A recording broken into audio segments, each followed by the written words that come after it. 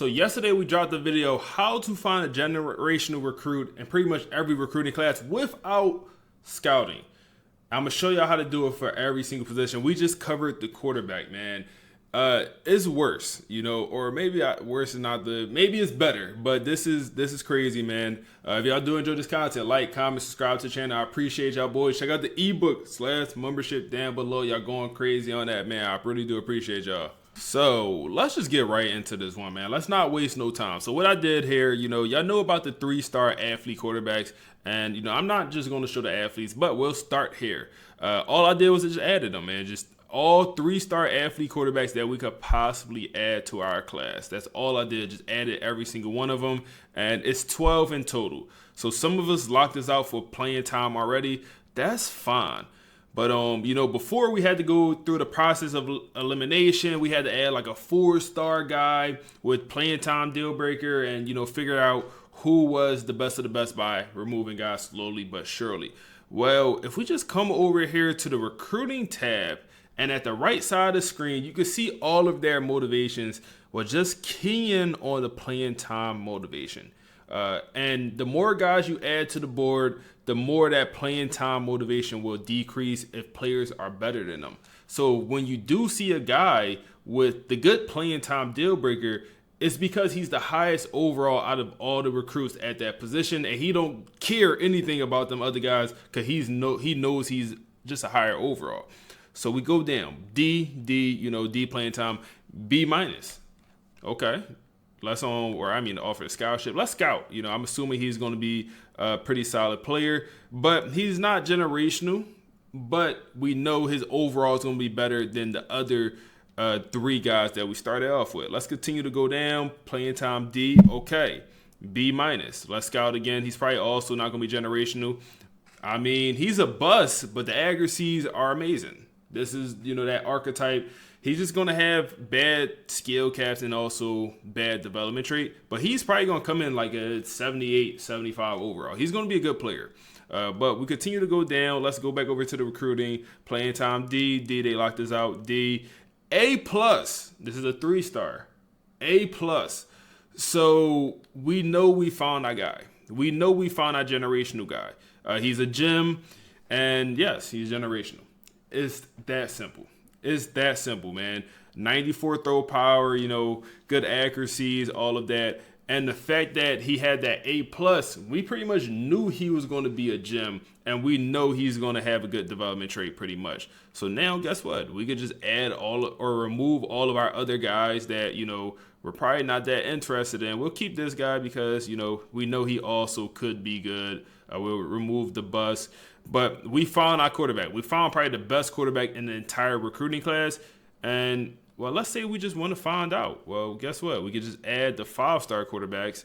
And if he's not better than the 5-star quarterbacks, well, it's most likely, or if he's better than the 5-star quarterbacks, most likely he's going to be the best quarterback in the draft.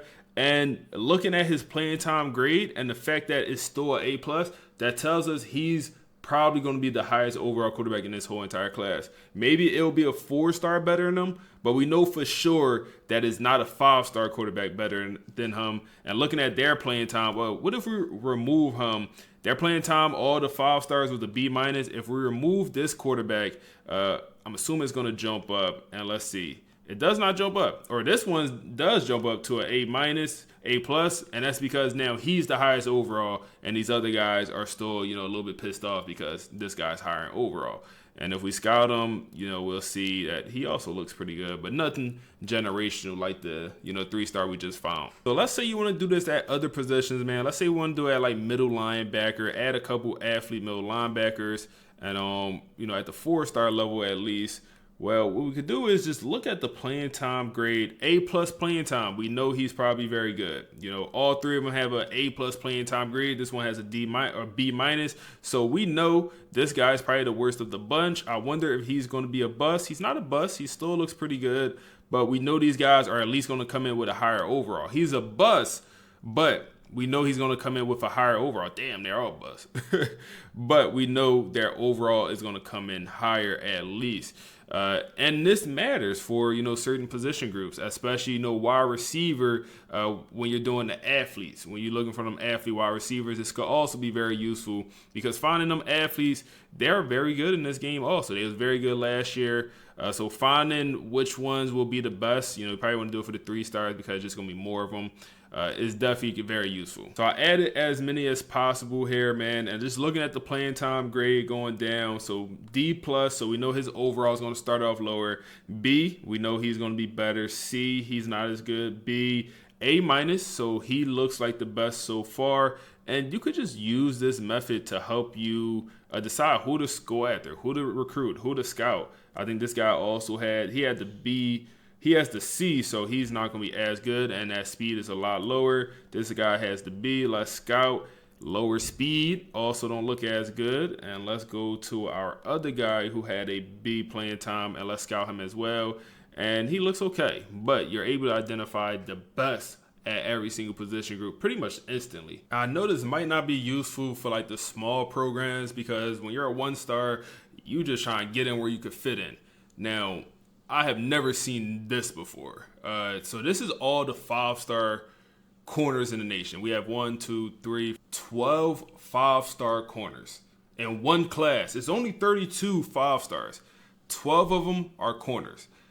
That's insane. Like, I literally never seen that before. I don't know why it's so many corners, 5 stars in this class. But this is a perfect example. We want to just find out who's the best without scouting them. Let's just add them all to the board, and let's just come over here, do the same exact method, and we should be able to identify just by looking at their playing time. So B, we know his overall going to be lower. A+, we know he should be better. Let's go ahead and scout, and he looks pretty good. Bump and run. He looks solid. Don't look amazing for a 5-star, but he looks good. Let's continue. We know he's going to come in high overall, though.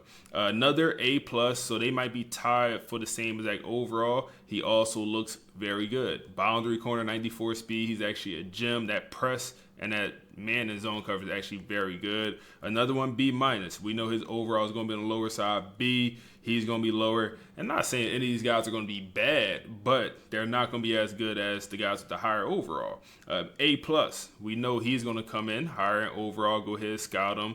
And he also looks pretty darn good. Zone corner, good zone. You kind of know what you're expecting with them zone corners. This guy has a C. He actually locked this out because of playing time. This one B-, and then C also. So we're kind of just able to, limit or, it's not going to 100% be a gem when you find a guy with the, the higher playing time, but it could be more often a gem than, more often not. So let's see what if we scout the guys that had the lowest, man. So this guy's a C. If we scout him, will he be a bust? No, he still, still looks solid. This guy, we'll have to remove some guys to go after him. Let's scout the B- to see. He's a bust, 88 speed. This one also had a B-, and just not as good as the other guys. So it'll just help you decide who to go after, especially when you have a situation like this where you have 12 5-star corners, which is nuts. And I also want to use this method for the athlete edge rushers, man. So I really like this archetype, and it's a specific type. It's like different versions of them, man. One version comes in with higher finesse moves than power moves, and I think that's going to be the one higher in overall, and let's see if it's true. So the first guy has C playing time, so we know he's not going to be the best. Another C playing time, then A+. So I think he should have higher finesse moves than power moves, and it's close. He looks good, but no cigar. Let's go to the next guy. He's going to have an A+ also. Let's go ahead and see. The finesse moves is high. The power moves is also high. He looks pretty good. Good strength, solid speed. He's 6'6", 290, and he looks very, very good. And the last guy here, he's a B playing time. Let's go ahead and scout. And he's the one with pretty much the same finesse moves and power moves. Let's go ahead and scout the other 3 guys that we know should have been worse. The higher finesse moves, damn. Let's scout this one. Also higher finesse moves. So really, it's the other way around, it seems like. Okay, interesting. We're learning. But no, this is just able to identify the best players at a position, and it's useful. Is it completely game changing?